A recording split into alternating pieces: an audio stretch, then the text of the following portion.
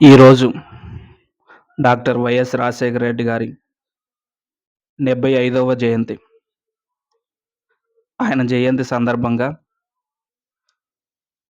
నివాళులర్పిస్తున్నాను.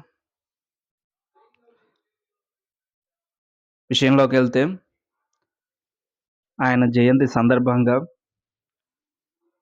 కలుగులో దాక్కున్న YCP నాయకులు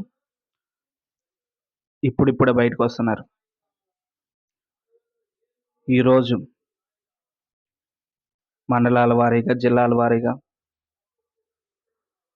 నియోజకవర్గాల వారీగా నాయకులు బయటకొస్తున్నారు.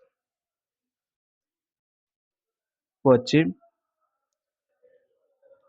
రాజశేఖర రెడ్డి గారి బొమ్మకి పూలమాలలు వేసి నివాళులర్పిస్తున్నారు. కొంతమంది అన్నదానం చేస్తున్నారు. అది మంచి విషయమే. కానీ ఇదంతా అయిపోయిన తర్వాత తెలుగుదేశం వాళ్ళు ఎవరినైతే గాయపరిచారో, ఎవరినైతే కొట్టి హింసించారో వాళ్ళకి జగన్ గారి తరపున డబ్బులు అందిస్తున్నారు. మరి తెలుగుదేశం కార్యకర్తలు ఎంతమందిని కొట్టారో, ఎంతమంది బాధపడుతున్నారు వాళ్ళ వల్ల ఎవరికీ తెలియదు. కానీ సోషల్ మీడియాలో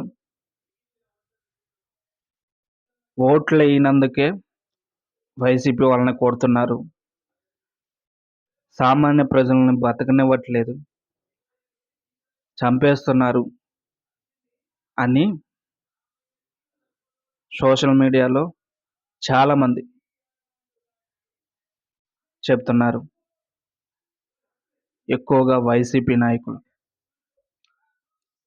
ఇంతవరకు గాయపడ్డ వాళ్ళు వచ్చి మేము తెలుగుదేశం కారణంగా గాయపడ్డామని ఎవరు చెప్పింది లేదు. కేవలం వాళ్ళ పార్టీ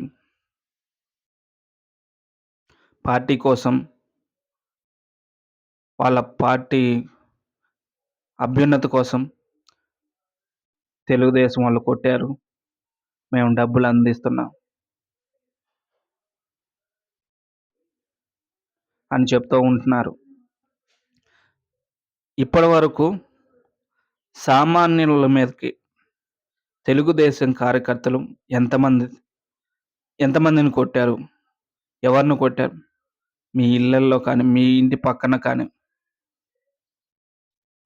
ఎవరైనా తెలుగుదేశం కారణంగా గాయపడితే కామెంట్ చేయండి.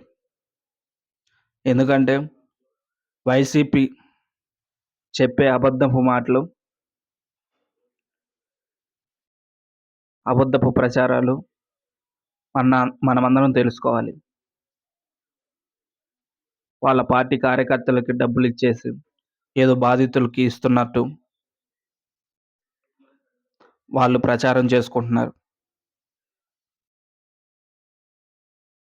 వీళ్ళే అధికారంలో ఉన్నప్పుడు తెలుగుదేశం వాళ్ళపైన వీళ్ళకి వ్యతిరేకంగా ఎవరైనా ఉంటే వాళ్ళపైన దాడులు చేసి, రాత్రి వేళల్లో దాడులు చేసి